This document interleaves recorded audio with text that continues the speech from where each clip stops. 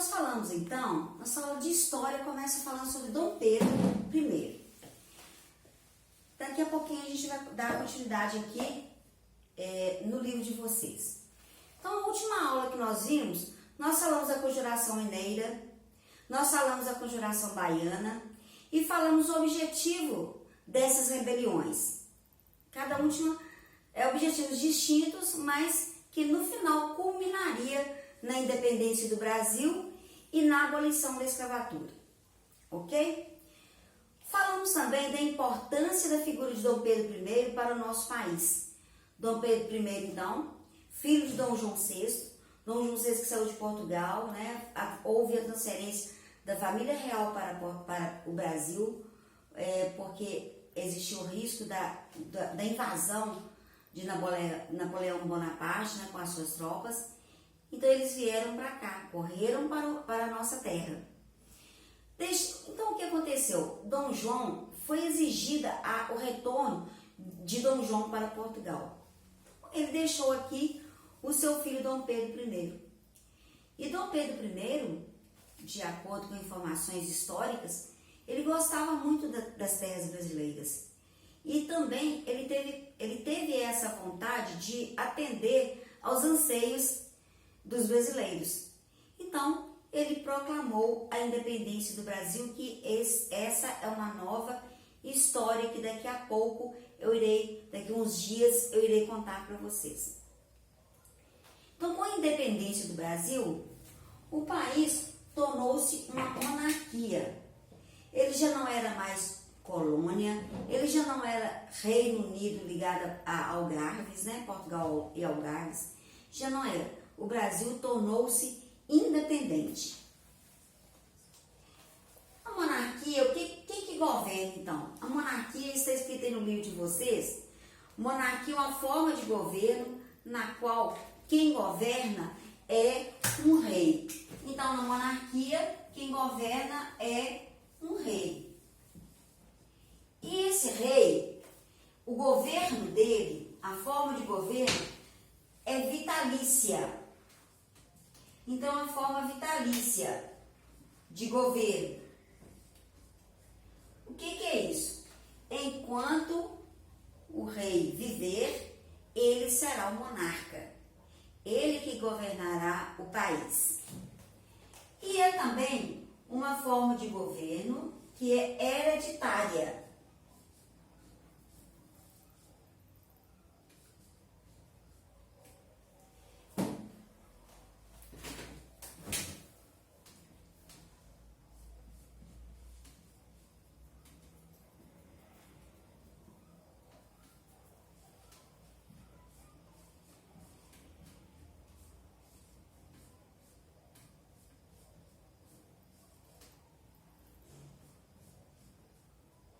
Muito bem.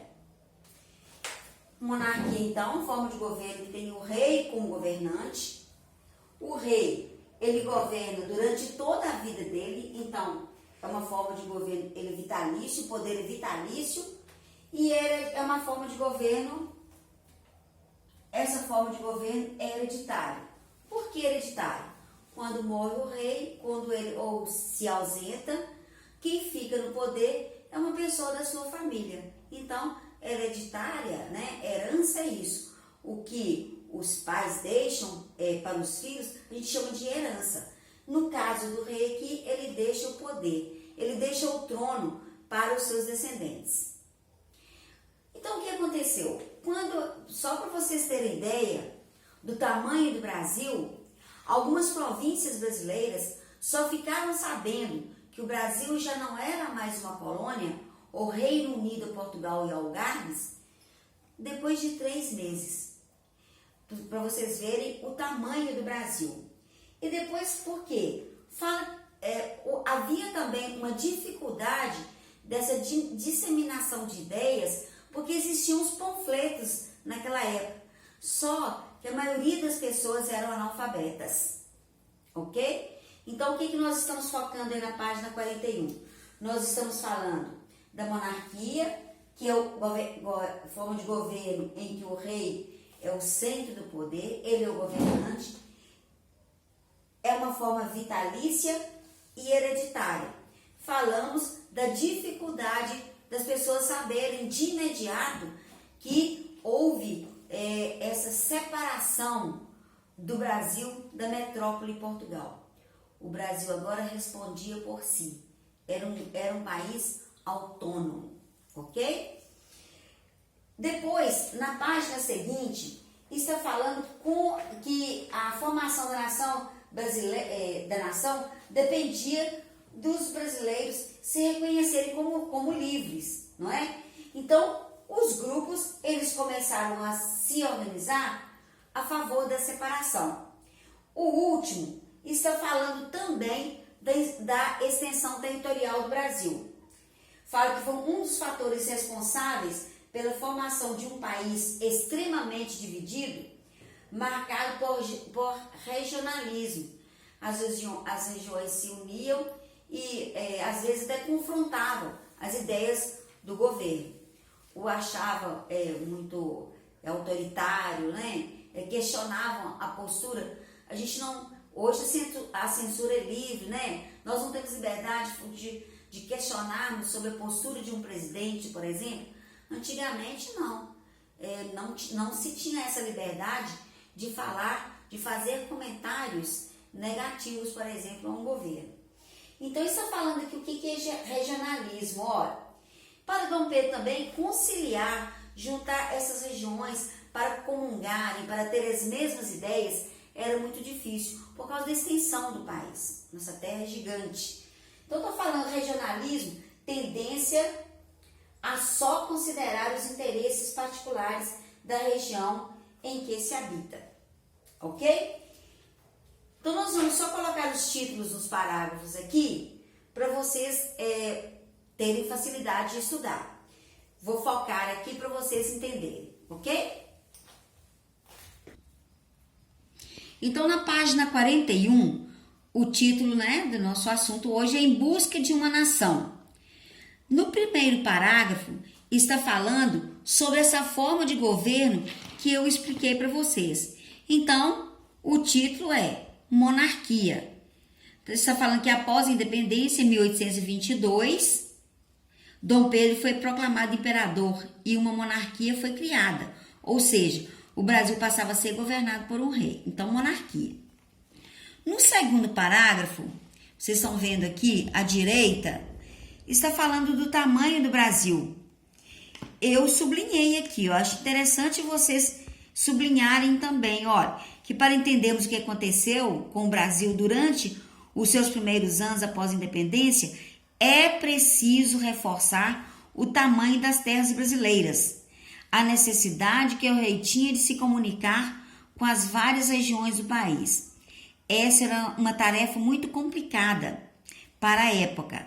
Então, eu acho que vocês deveriam, né, sublinhar, desde que é preciso, podem sublinhar tudo. Sublinhe toda essa parte aí, até o finalzinho aí. Tá? Até o final do parágrafo. Então, o segundo parágrafo está falando do tamanho do Brasil. Coloque o título, então, Tamanho do Brasil. O último parágrafo aí está falando que havia também os meios de comunicação escritos, como os panfletos, então risca panfletos, além de trazerem notícias de outras regiões, tratarem de temas locais. Os impressos ajudavam na divulgação de ideias políticas, fazendo muitas vezes oposição ao imperador.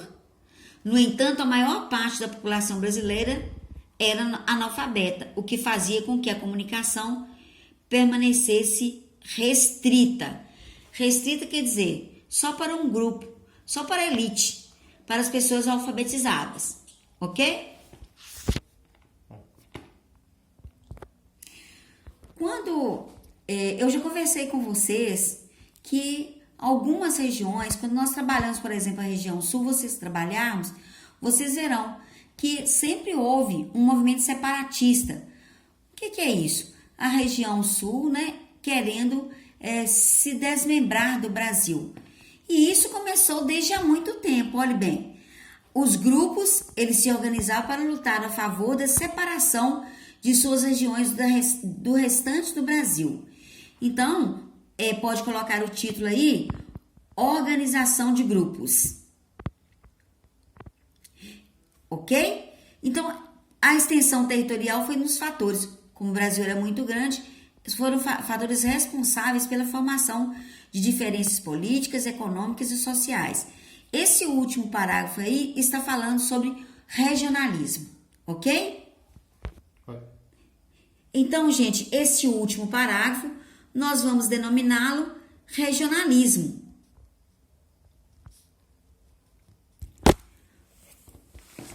Muito bem. Assim termina então a nossa aula de história por hoje. Hoje vocês ficaram conhecendo uma nova forma de governo. Nós vivemos na democracia, né? A democracia é uma ideia república, governo do povo, para o povo, pelo povo, não é? Nós é que escolhemos os nossos representantes. Nessa época, não. Existia essa obediência ao rei. O governo era vitalício e hereditário. Então, dessa forma, terminamos mais uma parte da nossa história que é linda e imensa, ok?